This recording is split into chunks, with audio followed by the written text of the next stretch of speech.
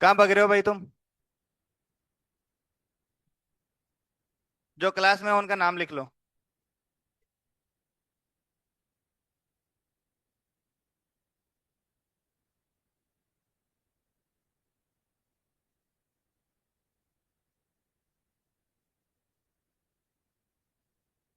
काहे की बदतमीजी?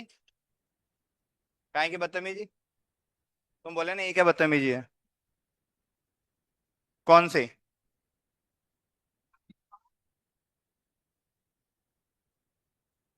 किसने बोला 6:30 बजे छूटेंगे? 5:30। हाँ। अगर तुम्हें अगर वर्कशीट देनी है तो 6 बजे तक, वर्कशीट नहीं दोगे तो 5:30 तक।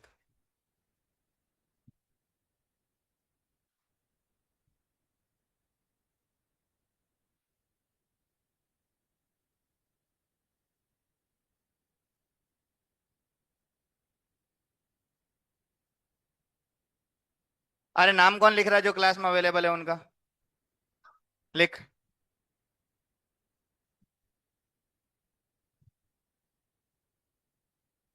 5:30। 5:30, हाँ। 5:40 तक हद से हद।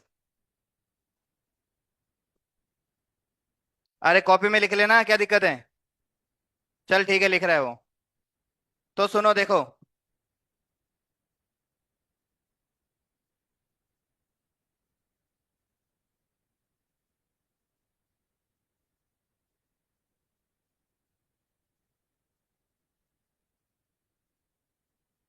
देखो डेप्रिसिएशन की पीडीएफ अभी भेज दूंगा मैं आपको ग्रुप में।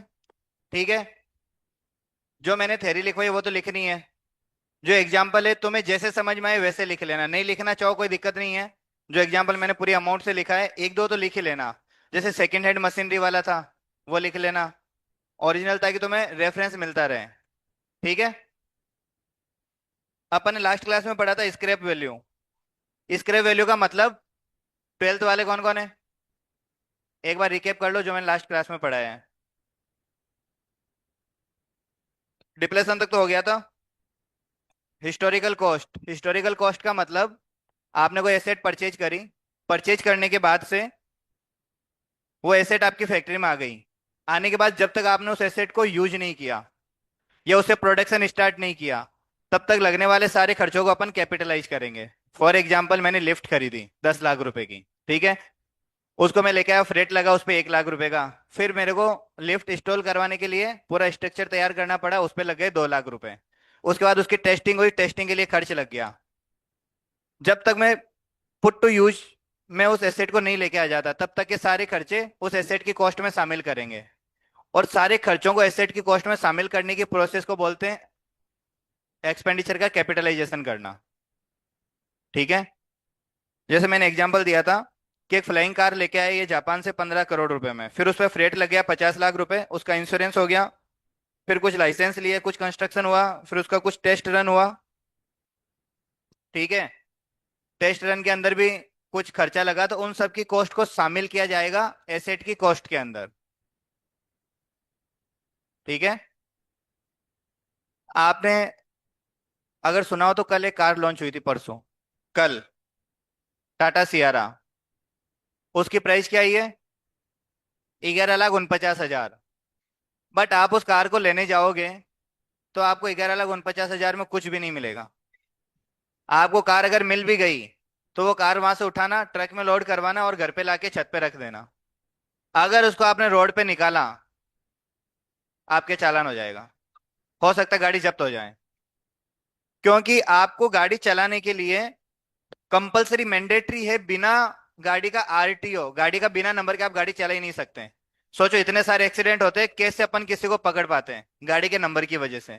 उस नंबर के लिए उसका रजिस्ट्रेशन होना जरूरी है। रजिस्ट्रेशन के नाम पे गवर्नमेंट लेगी आपसे आरटीओ, रोड ट्रांसपोर्टेशन, जो भी चार्जेज है। ठीक है। उस चार्जेस का क्या करेगी वो? एक तो आपको नंबर प्रोवाइड करवाएगी। आप जब गाड़ी चलाओगे तो आपके लिए जो रोड प्रोवाइड करवाई जा रही है उसके लिए वो पैसा ले रही है। ठीक है। आप गाड़ी चला रहे हो, उसका इंश्योरेंस भी जरूरी है। आपने इंश्योरेंस नहीं करवाया, आपका चालान आ जाएगा। जो गाड़ी रखते हैं उनको पता होगा, अगर आपका चालान होता है और इंश्योरेंस नहीं है तो उसके भी खर्चे, सॉरी उसका भी चालान ऐड हो जाता है। आपके पास पीयूसी नहीं है, उसका भी खर्चा ऐड हो जाता है। तो इसका मतलब 10,49,000, सॉरी 11,49,000 तो आपने टाटा सियारा के दिए। ठीक है। उसके बाद आपने उसका आरटीओ दिया 1 लाख रुपए। उसके बाद आपने उसका इंश्योरेंस कराया 35 हजार रुपए। उसके बाद आपने उसकी पीयूसी करवाई 1 हजार रुपए। हालांकि पीयूसी नई गाड़ी पे जरूरत नहीं है, अपन एग्जाम्पल लेके चल रहे हैं। लेकिन टाटा वालों ने क्या कि आपको कार तो दे दी, लेकिन उसके टायर बोला अपनी मर्जी से लगा लेना। टायर हम साथ में नहीं दे रहे हैं। तो आपने टायर लगाए साथ में, उसके अलग से खर्चे लगे। तो क्या बिना टायर के, बिना आरटीओ के, बिना इंश्योरेंस के और बिना पीयूसी के आप रोड पे कार चला सकते हो? नहीं चला सकते। तो ये सारा उसकी कॉस्ट में शामिल होगा। आरटीओ का खर्चा, इंश्योरेंस का खर्चा, पीयूसी का खर्चा, टायर का खर्चा। अपन ऐसे नहीं लिखेंगे RTO expenditure, insurance expenditure, PUC expenditure, tyre expenditure. सबको लिखेंगे car account debit to bank account. क्योंकि वो सारा खर्चा एक स्पेसिफिक एसेट के लिए किया है, और वो खर्चा उस एसेट की कॉस्ट में शामिल किया जाएगा। तो जितना भी खर्चा लगा सबको एसेट के नाम से रिकॉर्ड कर देंगे। ट्रक देखते हो आप मार्केट के अंदर, 12 टायर या 16 टायर। आप ओरिजिनल ट्रक देखना, मैं आपको दिखाता हूँ ओरिजिनल ट्रक कैसे मिलती है आपको मार्केट में।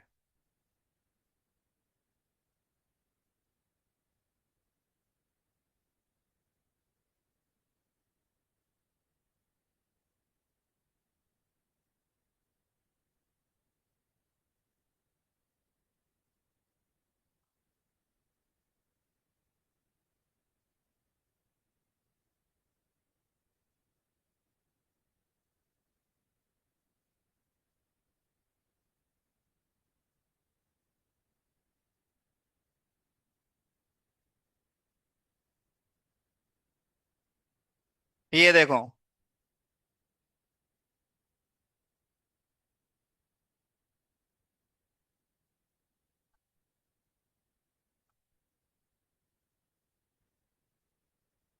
ये आपको इस तरीके से बोलेंगे ये लो ट्रक।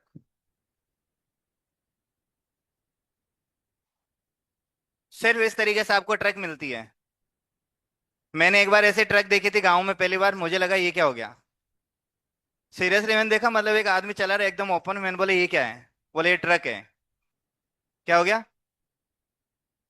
तो ये ओरिजिनल आपको कंपनी से मिलती है। इसके बाद में इसकी पूरी, ये तो आपको पूरी चेसिस यानी स्ट्रक्चर बना के दे दिया। इसके बाद में आप उस पे पूरी बॉडी वगैरह सब लगाते हो। अब इस ट्रक के अंदर कंपनी को आप कितने रुपए दोगे? 36,81,000 रुपए नॉर्मल प्राइस है, और ऊपर देखो लिखा है एक्स शोरूम प्राइस। ये देखो यहाँ पे 36, ये लिखा है एक्स शोरूम प्राइस। ठीक है। अब ये देखो जैसे मैंने लिखा get on road pride price, क्या क्या है?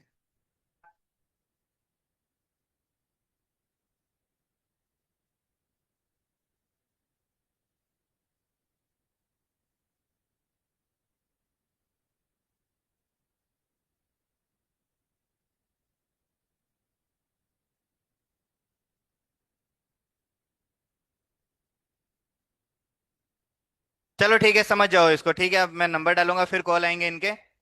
तो ये ट्रक जब मैं खरीदूंगा तो 38 लाख रुपए तो कंपनी को दूं।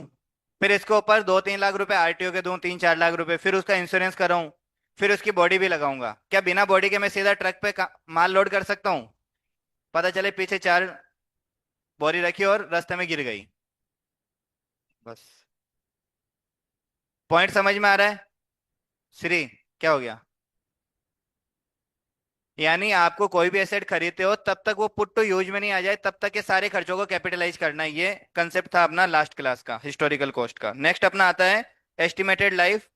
तो आप एसेट की लाइफ कैसे निकालोगे? तो या तो आप पास्ट में क्या चीजें चल रही थी, फ्यूचर उसका क्या है, और रूल्स और रेगुलेशन कैसे। जैसे कार, आपके पड़ोस में किसी ने कार ली और वो 25-30 सालों से चल रही है। ठीक है। तो आपने पास्ट एक्सपीरियंस के हिसाब से देखा है कि 30 साल आपकी कार चल जाएगी। बट दिल्ली एनसीआर के अंदर और वहां पे ऐसा रूल बना हुआ है कि आपकी पेट्रोल कार 15 साल ही चल सकती है। तो इसका मतलब आप उसकी लाइफ कितनी मानोगे? 15 साल। तो उसकी लाइफ का एस्टिमेशन करना। बट आपने कार तो ले ली, लेकिन बीच में कोई एक्सीडेंट हो गया, तो हो सकता है कि जितनी एस्टिमेटेड लाइफ हो उतने टाइम तक कार नहीं चले। बट ये सारा क्या है, सिर्फ एस्टिमेशन है। ठीक है। तो ये लिखा estimation of life of the asset on the basis of past circumstances and future possibilities as well as applicable rules and regulation. इसके बाद में आता है स्क्रैप वैल्यू।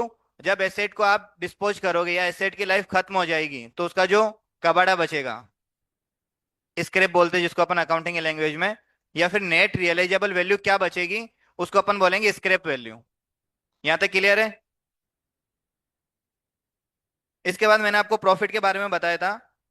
आपकी एसेट है, सब जने वापस से बताएंगे करके, ट्वेल्थ वालों को ये कंसेप्ट मैं करा चुका हूं वैसे क्लास में, कि आपकी एसेट की कॉस्ट थी 20 लाख रुपए, डेप्रिसिएशन लग गया 15 लाख रुपए, सेल कर दिया इसको 25 लाख रुपए में। तो आप मुझे बताओ इसकी बुक वैल्यू क्या आएगी,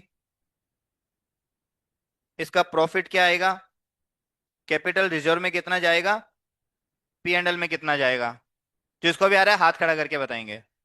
बुक वैल्यू कितनी आएगी श्री, इसकी बुक वैल्यू कितनी आएगी, कितनी आएगी? मैं जिसको पूछ रहा हूँ वही जवाब देगा। तुम में से श्री कौन है, श्री है क्या तू, श्री है क्या कोई इधर से? क्यों? हाँ बताओ, बुक वैल्यू क्या आएगी? 5 लाख। कैसे आई? बुक वैल्यू का मतलब क्या होता है? बुक वैल्यू का मतलब क्या होता है या कैसे आई?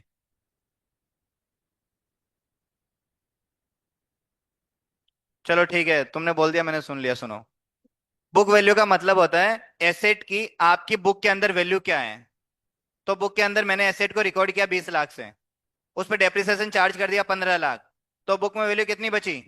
5 लाख। तो बुक वैल्यू कितनी आ जाएगी? मैंने उसको सेल कितने में किया? मेरे पास बुक में 5 लाख रुपए और मिले 25 लाख, तो गेन कितना आ गया, प्रॉफिट कितना आ गया? 20 लाख। तो ये आ गया 20 लाख। इसमें से कैपिटल रिजर्व में कौन सा प्रॉफिट जाएगा? Capital profit. कैपिटल प्रॉफिट कितना है? कैपिटल प्रॉफिट का मतलब ओवर द ओरिजिनल कॉस्ट। तो ओवर द ओरिजिनल कॉस्ट कितना हो गया? और प्रॉफिट पीएनएल में कितना जाएगा? 15 लाख, और अप टू ओरिजिनल कॉस्ट। तो ये तो हो गया ओवर द ओरिजिनल कॉस्ट,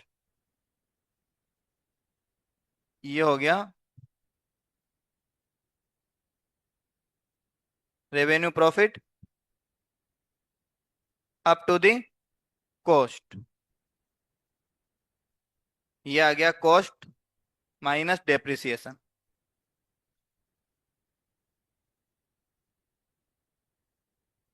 अच्छा, जो आपकी हिस्टोरिकल कॉस्ट है ना, इसको अपन ओरिजिनल कॉस्ट भी बोलते हैं। हिस्टोरिकल कॉस्ट को क्या बोलेंगे? Original cost.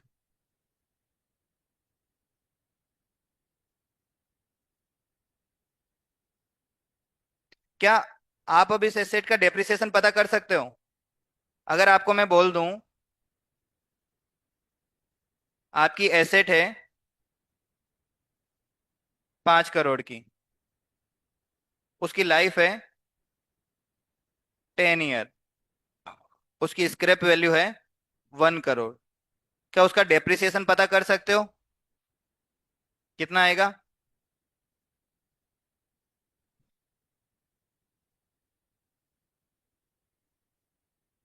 5 लाख। ओके, और कोई?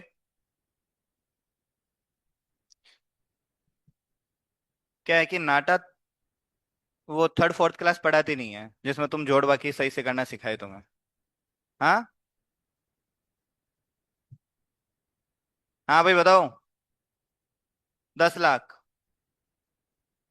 4 लाख। आंसर तो सही है तुम्हारा, बहुत नजदीक है, बस 19-20 लाख का फर्क है।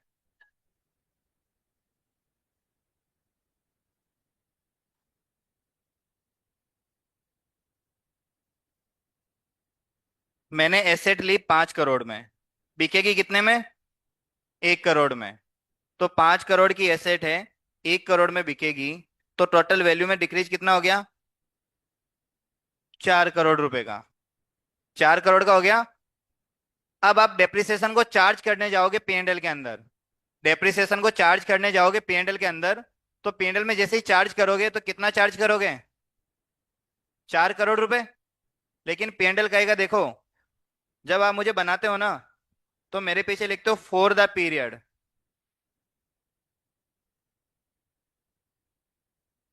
एंडेड ऑन 31 मार्च ऑफ, जो भी यहाँ पे ईयर आएगा, 25-26 जो भी बना रहे हो, इसका मतलब पीएनएल आपसे कह रहा है कि आप जब मुझे बना रहे हो किसी अकाउंटिंग पीरियड के लिए बना रहे हो, और वो अकाउंटिंग पीरियड खत्म हो रहा है 31 मार्च ऑफ ईच ईयर, यानी मैं सिर्फ 12 महीने के लिए बनता हूं, तो आप जो डेप्रिसिएशन 10 साल में मुझ पे लगना है एक ही साल में कैसे चार्ज कर सकते हो? क्या पीएनएल सही बोल रहा है? पीएनएल की बात से सहमत हो? बात तो सही है। इसका मतलब 4 करोड़ पीएनएल एक साथ में तो नहीं आएगा, तो इसका मतलब हर साल जितना डेप्रिसिएशन लगेगा उतना चार्ज करते जाएंगे। तो क्या मैं इसको डिवाइड बाई 10 कर दूं, तो हर साल कितना आ जाएगा? 40 लाख रुपीज। तो मैं पीएनएल को बोलूंगा क्या आप 40 लाख रुपीज चार्ज कर सकते हो? पीएनएल ने बोला यस, मुझे 40 लाख तक कोई दिक्कत नहीं है। क्यों नहीं है? क्योंकि ये सिर्फ एक साल से रिलेटेड है, और मैं बनता ही एक साल के लिए हूं। क्लियर है पॉइंट? जो डेप्रिसिएशन आप कैलकुलेट करते हो उसके लिए दो मेथड हैं, एसएलएम मेथड और डब्ल्यूडीवी मेथड। ये जो मेथड अभी आपने सीखा हुआ है एसएलएम मेथड। कौन सा मेथड है? SLM, straight line method. ठीक है। तो क्या मैं इसका एक फॉर्मूला लिख दूं यहां पे? ये तो थी कॉस्ट, ये थी स्क्रैप वैल्यू, और ये थी लाइफ। और डेप्रिसिएशन हमेशा पर एनम निकलता है। Depreciation per annum. तो जो कॉस्ट थी वो कैसी कॉस्ट थी? Historical cost. या फिर इसमें से क्या माइनस करेंगे और किससे डिवाइड करेंगे?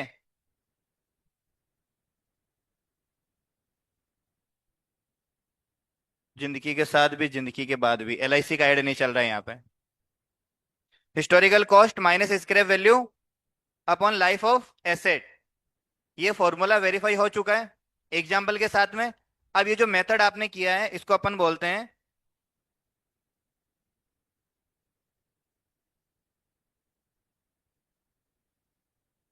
Methods of calculation of amount of depreciation.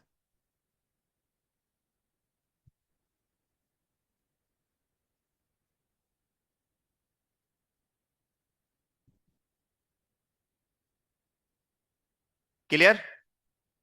Methods of accounting of, sorry, methods of calculation of depreciation के आपके पास दो मेथड है, जिसमें से पहला मेथड आता है अपने पास